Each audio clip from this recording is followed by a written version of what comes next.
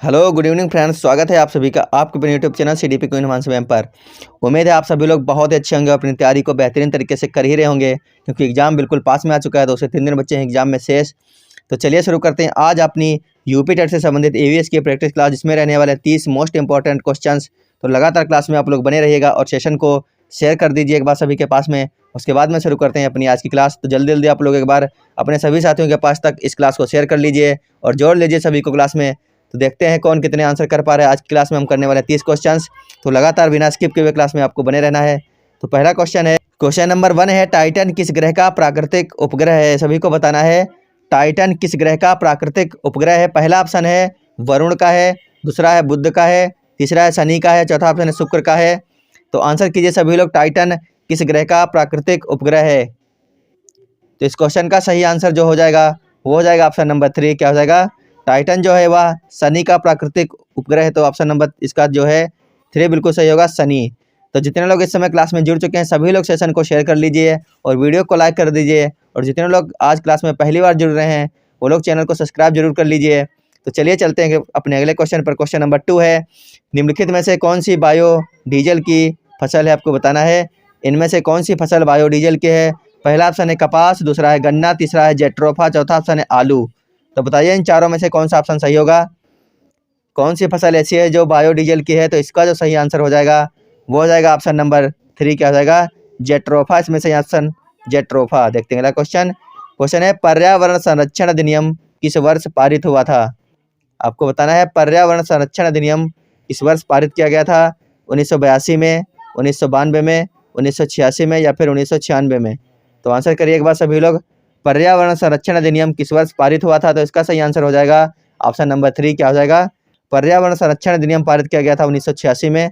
तो option number 3 बिल्कुल सही आंसर है, 1986। अगले क्वेश्चन को सभी लोग पढ़िए और आंसर कीजिए एक बार। निम्नलिखित में से कौन सा वृक्ष जैविक कीटनाशक का उत्पादक है? आंसर करिए आप लोग। पहला ऑप्शन है नीम, दूसरा है देवदार, तीसरा है चीड़ और जबकि चौथा ऑप्शन है ओक। तो बताइए इन चारों ऑप्शनों में से कौन सा ऑप्शन ऐसा है जो जैविक कीटनाशक का उत्पादक है? तो इसका सही आंसर हो जाएगा ऑप्शन नंबर 1। क्या होगा? नीम जो है, या ऑप्शन नंबर 1 बिल्कुल सही आंसर होगा, नीम। चलते हैं अगले क्वेश्चन पर। क्वेश्चन है, भू पारिस्थितिकीय तंत्र में ऊर्जा का महत्वपूर्ण स्रोत है। सभी लोग आंसर करेंगे, भू पारिस्थितिकीय तंत्र में ऊर्जा का महत्वपूर्ण स्रोत क्या है? पहला ऑप्शन है सूर्य, दूसरा है पृथ्वी, तीसरा है चंद्रमा और चौथा ऑप्शन है शुक्र।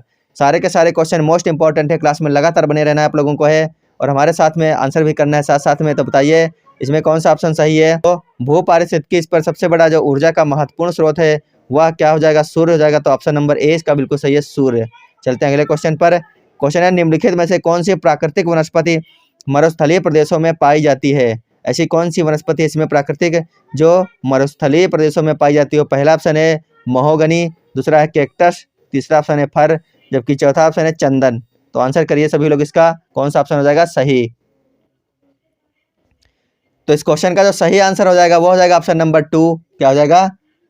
कैक्टस बिल्कुल सही आंसर होगा इसका। मरुस्थलीय प्रदेशों में पाई जाती है जो वो हो जाएगी कैक्टस। देखते हैं अगला क्वेश्चन। ऑप्शन नंबर 2 सही है, कैक्टस। अगला क्वेश्चन है, भूमंडलीय तापन का कारण है? पहला ऑप्शन है हिमनदों में वृद्धि, दूसरा ऑप्शन है कार्बन डाइऑक्साइड में वृद्धि, तीसरा ऑप्शन है कार्बन डाइऑक्साइड में कमी और चौथा ऑप्शन है वनों में वृद्धि। तो आंसर करिए, भूमंडलीय तापन का कारण क्या है? इस क्वेश्चन का सभी लोग बताइए क्या ऑप्शन सही होगा? भूमंडलीय तापन का कारण क्या हो जाएगा? इसका जो सही आंसर है वो हो जाएगा ऑप्शन नंबर 2। कार्बन डाइऑक्साइड में जो वृद्धि हो रही है यही भूमंडलीय तापन का प्रमुख कारण रहने वाला है। देखते हैं अगला क्वेश्चन। क्वेश्चन है, निम्नलिखित में से किसमें सर्वाधिक जैव विविधता पाई जाती है? इनमें से ऐसा कौन सा ऑप्शन है जहां पर सर्वाधिक जैव विविधता पाई जाती है? पहला ऑप्शन है शीतोष्ण पर्णपाती वन बायोम, दूसरा ऑप्शन है उष्णकटिबंधीय सदाबहार वर्षा वन बायोम और दूसरा ऑप्शन है शीतोष्ण घास मैदान बायोम, जबकि चौथा ऑप्शन है सवाना बायोम। तो बताइए निम्नलिखित में से किसमें सर्वाधिक जैव विविधता पाई जाती है? इस क्वेश्चन का सही आंसर क्या हो जाएगा? तो इसका जो सही आंसर हो जाएगा वो हो जाएगा ऑप्शन नंबर 2। उष्णकटिबंधीय सदाबहार वर्षा वन बायोम में सर्वाधिक जैव विविधता पाई जाती है। तो ऑप्शन नंबर 2 बिल्कुल सही आंसर हो जाएगा। अगला क्वेश्चन है, निम्न में से किस मृदा का निर्माण लावा द्वारा होता है? मोस्ट इंपॉर्टेंट और आसान क्वेश्चन भी है, तो सभी लोग आंसर करेंगे इसका। निम्न में से किस मृदा का निर्माण लावा द्वारा होता है? पहला ऑप्शन हो जाएगा लाल मिट्टी, दूसरा है जलोढ़ मिट्टी, तीसरा ऑप्शन है काली मिट्टी और चौथा ऑप्शन है लेटेराइट मिट्टी। तो सभी लोग आंसर करेंगे इन चारों ऑप्शनों में से ऐसी कौन सी मिट्टी है जिसका निर्माण लावा द्वारा होता है। तो सभी लोग आंसर करिए जल्दी जल्दी से, इसका कौन सा ऑप्शन हो जाएगा सही। तो इस क्वेश्चन का सही आंसर हो जाएगा ऑप्शन नंबर 3। क्या हो जाएगा, लावा के द्वारा जिस मिट्टी का निर्माण होता है वो होती है काली मिट्टी। तो ऑप्शन नंबर 3 बिल्कुल सही है, काली मिट्टी। अगला क्वेश्चन है शिक्षक की सबसे बहुमूल्य निधि है उसकी सेवा, गर्व, वेतन या फिर छात्रों का विश्वास।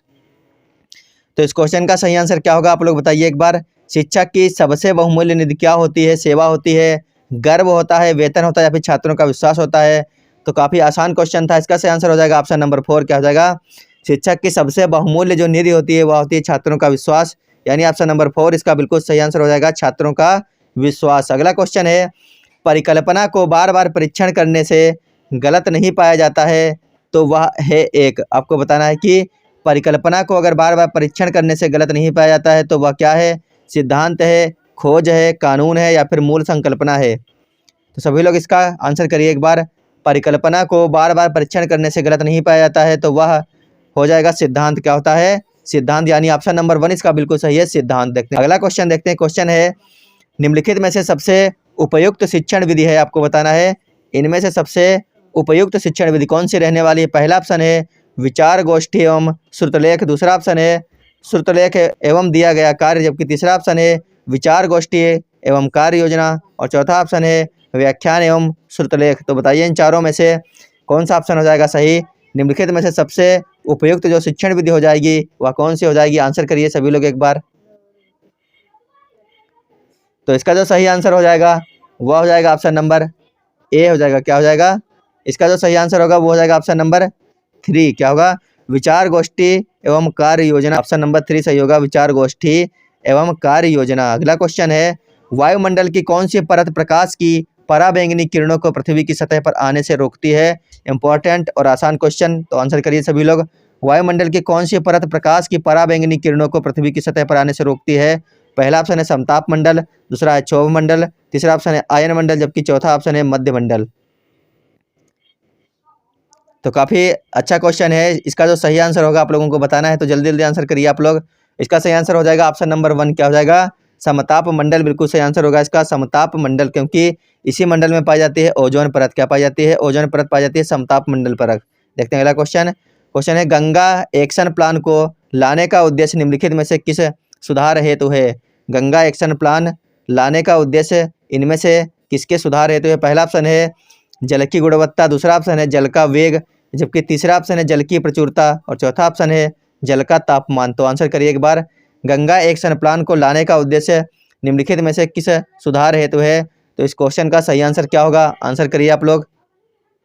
इसका सही आंसर हो जाएगा ऑप्शन नंबर 1। क्या होगा, जल की गुणवत्ता, इसका बिल्कुल सही आंसर होगा। जल की गुणवत्ता में सुधार करने हेतु गंगा एक्शन प्लान को लाया गया था, तो ऑप्शन नंबर ए इसका बिल्कुल सही होगा, जल की गुणवत्ता। अगला क्वेश्चन है मध्य प्रदेश में कौन सा शहर झीलों का शहर कहलाता है। एमपी में ऐसा कौन सा शहर है जिसको झीलों का शहर कहा जाता है। पहला ऑप्शन है भोपाल, दूसरा है उज्जैन, तीसरा है इंदौर और चौथा ऑप्शन है ग्वालियर। तो बताइए इन चारों शहरों में से ऐसा कौन सा शहर है मध्य प्रदेश का जिसको झीलों का शहर भी कहा जाता है। तो इसका सही आंसर क्या हो जाएगा, तो इसका सही हो जाएगा ऑप्शन नंबर 1। क्या होगा, भोपाल को झीलों का शहर कहा जाता है, किसको, भोपाल को। देखते हैं अगला क्वेश्चन। क्वेश्चन है निम्नलिखित में से कौन सी ग्रीन हाउस गैस नहीं है। आपको बताना है इन चारों गैसों में से ऐसी कौन सी गैस है जो ग्रीन हाउस गैस नहीं है। मोस्ट इंपॉर्टेंट क्वेश्चन है, बहुत बार एग्जाम में बन चुका है अब तक किसी ना किसी एग्जाम में। निम्नलिखित में से कौन सी ग्रीन हाउस गैस नहीं होगी। Carbon dioxide, helium, nitrous oxide या फिर मैथेन। तो इन चारों में से सभी लोग आंसर करिए कौन सा ऑप्शन हो जाएगा सही। तो इन चारों में से जो ग्रीन हाउस गैस नहीं है वो हो जाएगी हीलियम, यानी ऑप्शन नंबर 2 बिल्कुल सही है। हीलियम इन चारों में से जो है ग्रीन हाउस गैस नहीं है, तो ऑप्शन नंबर 2 इसका सही आंसर हो जाएगा। अगला क्वेश्चन है ध्वनि प्रदूषण का मापन किस इकाई द्वारा किया जाता है। ध्वनि प्रदूषण का मापन किस इकाई के द्वारा हम लोग करते हैं। पहला ऑप्शन है जूल, दूसरा है डेसिबल, तीसरा है न्यूटन और जबकि चौथा ऑप्शन है नैनो इकाई। तो सभी लोग आंसर करेंगे ध्वनि प्रदूषण का मापन किस इकाई द्वारा किया जाता है, इसका सही आंसर क्या हो जाएगा। इसका सही आंसर हो जाएगा ऑप्शन नंबर 2। क्या होगा, ध्वनि प्रदूषण का मापन किया जाता है डेसिबल के द्वारा, तो ऑप्शन नंबर 2 बिल्कुल सही है, डेसिबल। देखते हैं अगला क्वेश्चन। क्वेश्चन है निम्न नदियों में से कौन सी नदी बंगाल की खाड़ी में गिरती है। इन चारों नदियों में से ऐसी कौन सी नदी है जो बंगाल की खाड़ी में गिरती है? पहला ऑप्शन है ताप्ती, दूसरा है नर्मदा, तीसरा है स्वर्णरेखा, जबकि चौथा ऑप्शन है सिंधु। सभी को आंसर करना है। इन चारों नदियों में से ऐसी कौन सी नदी है जो बंगाल की खाड़ी में गिरती है? तो जल्दी जल्दी आप लोग आंसर कर दीजिए एक बार इसका। कौन सी नदी ऐसी है जो बंगाल की खाड़ी में गिरती है? तो इसका सही आंसर हो जाएगा ऑप्शन नंबर 3। क्या हो जाएगा? स्वर्णरेखा नदी जो है इसमें वह बंगाल की खाड़ी में गिरती है। तो ऑप्शन नंबर 3 बिल्कुल सही आंसर होगा इसका, स्वर्णरेखा नदी। देखते हैं अगला क्वेश्चन। क्वेश्चन है, निम्न में से कौन सा सागर यूरोप को अफ्रीका से अलग करता है? वेरी इंपॉर्टेंट क्वेश्चन इसको कह सकते हैं। इनमें से ऐसा कौन सा सागर है जो यूरोप को अफ्रीका से अलग करता है? पहला ऑप्शन है लाल सागर, दूसरा है अरब सागर, तीसरा है काला सागर और चौथा ऑप्शन है भूमध्य सागर। तो आपको बताना है इन चारों सागर में से ऐसा कौन सा सागर है जो यूरोप को अफ्रीका से अलग करता हो। तो इस क्वेश्चन का सही आंसर क्या होगा? जल्दी जल्दी आप लोग एक बार बता दीजिए, आंसर करिए सभी लोग कमेंट बॉक्स में। तो इस क्वेश्चन का सही आंसर जो है वो होगा ऑप्शन नंबर 4। क्या हो जाएगा? भूमध्य सागर जो है ये यूरोप को अफ्रीका से अलग करता है। तो इसका बिल्कुल सही आंसर हो जाएगा ऑप्शन नंबर 4, भूमध्य सागर। चलते हैं अगले क्वेश्चन पर। अगले क्वेश्चन पर चलने से पहले अगर आप लोगों ने अभी तक वीडियो को लाइक नहीं किया तो लाइक कर लीजिए और सेशन को जरूर एक बार अपने सभी जानने वालों के पास तक शेयर कर लीजिए। और अगर आप चैनल पर नए जुड़े तो चैनल को सब्सक्राइब भी कर लीजिए साथ साथ ही। चलते हैं अगले क्वेश्चन पर। क्वेश्चन है, अंतर्राष्ट्रीय ओजोन दिवस मनाया जाता है 16 सितंबर, 7 दिसंबर, 30 मार्च या फिर 22 अप्रैल? अंतर्राष्ट्रीय ओजोन दिवस मनाया जाता है, इसका जो सही आंसर हो जाएगा वो हो जाएगा ऑप्शन नंबर 1। क्या होगा? 16 सितंबर को मनाया जाता है ओजोन दिवस। किसी न किसी एग्जाम में 10वीं बार ये क्वेश्चन बन चुका है, ट्रेंड कर चुका है। तो इसको आप लोग टिक करके रख लीजिए अपने पास, याद कर लीजिए कि अंतर्राष्ट्रीय ओजोन दिवस मनाया जाता है 16 सितंबर। कब मनाते हैं? 16 सितंबर को मनाते हैं अंतर्राष्ट्रीय ओजोन दिवस। मोस्ट इंपॉर्टेंट क्वेश्चन रह सकता है आप लोगों के लिए। देखते हैं अगला क्वेश्चन। किसी खाद्य श्रृंखला में शाकाहारी होते हैं? सभी को बताना है कि किसी खाद्य श्रृंखला में शाकाहारी कौन होते हैं। पहला ऑप्शन है प्राथमिक उत्पादक, दूसरा है प्राथमिक उपभोक्ता, तीसरा है अपघटनकर्ता और चौथा ऑप्शन है द्वितीयक यानी कि द्वितीयक उपभोक्ता। तो बताइए इन चारों में से किसी खाद्य श्रृंखला में शाकाहारी कौन होते हैं? तो इसका जो सही आंसर होगा सभी को बताना है। क्या इसका सही आंसर हो जाएगा? इसका जो सही आंसर होगा वो हो जाएगा ऑप्शन नंबर 2। क्या होगा? प्राथमिक उपभोक्ता जो होते हैं वो किसी भी खाद्य श्रृंखला में जो होते हैं शाकाहारी होते हैं। कौन से? प्राथमिक उपभोक्ता हमेशा शाकाहारी होते हैं किसी भी खाद्य श्रृंखला में। अगला क्वेश्चन है, निम्न में से किस स्थलाकृति का निर्माण हिमानी द्वारा हुआ है? ऑप्शन है लेपीज, दूसरा है यू आकार की घाटी, तीसरा है वी आकार की घाटी और चौथा ऑप्शन है जलप्रपात। तो आंसर करिए एक बार, इसका कौन सा ऑप्शन हो जाएगा सही? तो इसका ऑप्शन नंबर जो 2 है बिल्कुल सही होगा। यू आकार की घाटी का निर्माण होता है हिमानी द्वारा। किसके द्वारा? हिमानी द्वारा होता है यू आकार की घाटी का निर्माण। ऑप्शन नंबर 2 बिल्कुल सही आंसर हो जाएगा। अगला क्वेश्चन है, राकेश कक्षा 5 पर्यावरण विज्ञान शिक्षक द्वारा दिए गए कार्य को समय से प्रस्तुत नहीं करता है, अतः सबसे उपयुक्त सुधारात्मक उपाय हो सकता है। आपको बताना है कि राकेश जो है कक्षा 5 में पढ़ता है, वह पर्यावरण विज्ञान शिक्षक के द्वारा दिए गए कार्य को समय से नहीं कर पाता या फिर समय से प्रस्तुत नहीं करता है। तो आपको बताना है कि सबसे उपयुक्त सुधारात्मक उपाय क्या हो सकता है। पहला ऑप्शन है प्रधानाध्यापक की जानकारी में लाना, दूसरा ऑप्शन है खेल की कक्षा में जाने पर प्रतिबंध लगाना, तीसरा ऑप्शन है उसकी अनियमितताओं के कारण उसकी अनियमितताओं के कारणों को जानकर उसे सही मार्गदर्शन देना और चौथा ऑप्शन है उसकी अनियमितताओं की लिखित जानकारी माता पिता को देना। तो इस क्वेश्चन का जो सही आंसर हो जाएगा वो आप लोगों को बताना है क्या हो जाएगा। तो इसका सही आंसर ऑप्शन नंबर 3 है। क्या है? ऑप्शन नंबर 3 इसका सही आंसर है। चलते हैं अगले क्वेश्चन पर। क्वेश्चन है, ग्रीन मफलर संबंधित है। इंपॉर्टेंट क्वेश्चन है, ग्रीन मफलर संबंधित है मृदा प्रदूषण से, वायु के प्रदूषण से, ध्वनि के प्रदूषण से या फिर जल के प्रदूषण से। तो आंसर करिए सभी लोग, ग्रीन मफलर किससे संबंधित है? तो इसका सही आंसर हो जाएगा ऑप्शन नंबर 3। क्या हो जाएगा? ग्रीन मफलर संबंधित है ध्वनि के प्रदूषण से। तो ऑप्शन नंबर 3 बिल्कुल सही है, ध्वनि प्रदूषण। अगला क्वेश्चन है, पारिस्थितिकी तंत्र के तत्वों के चक्रण को क्या कहते हैं? पारिस्थितिकी तंत्र के तत्वों के चक्रण को क्या कहते हैं?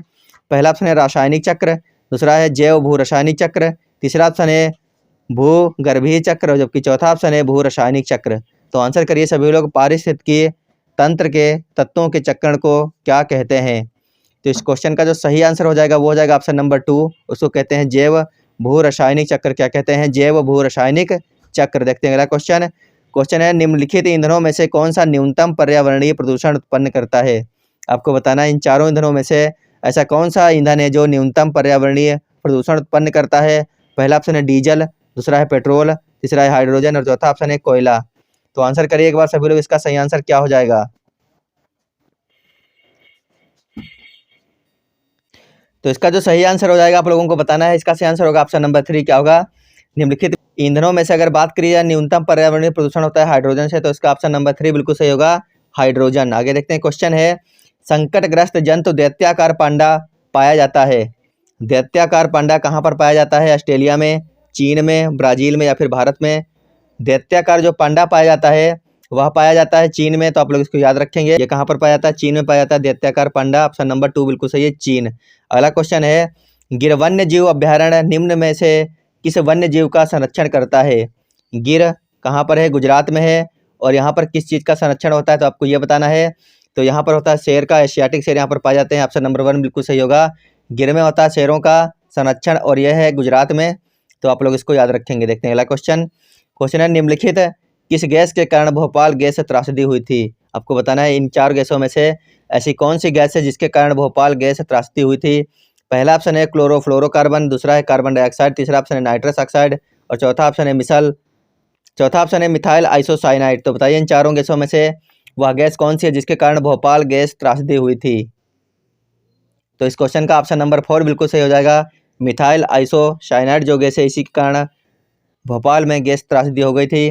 तो साथियों ये थी आज की हमारी क्लास है कि 30 क्वेश्चन और सारे के सारे क्वेश्चन मोस्ट इंपॉर्टेंट थे आपके लिए। तो आपको बताना है कि आज की क्लास से आपके कितने क्वेश्चन सही निकले, और अगर आपको क्लास अच्छी लगी तो वीडियो को जरूर लाइक करिएगा और इस क्लास को अपने सभी जानने वालों के पास में जरूर शेयर कर दीजिएगा सभी लोग। और एक बार जितने लोग नए जुड़े चैनल पर, एक बार जरूर चैनल को सब्सक्राइब कर लीजिए और वीडियो को लाइक कर दीजिए। तो अभी के लिए धन्यवाद, बाय बाय।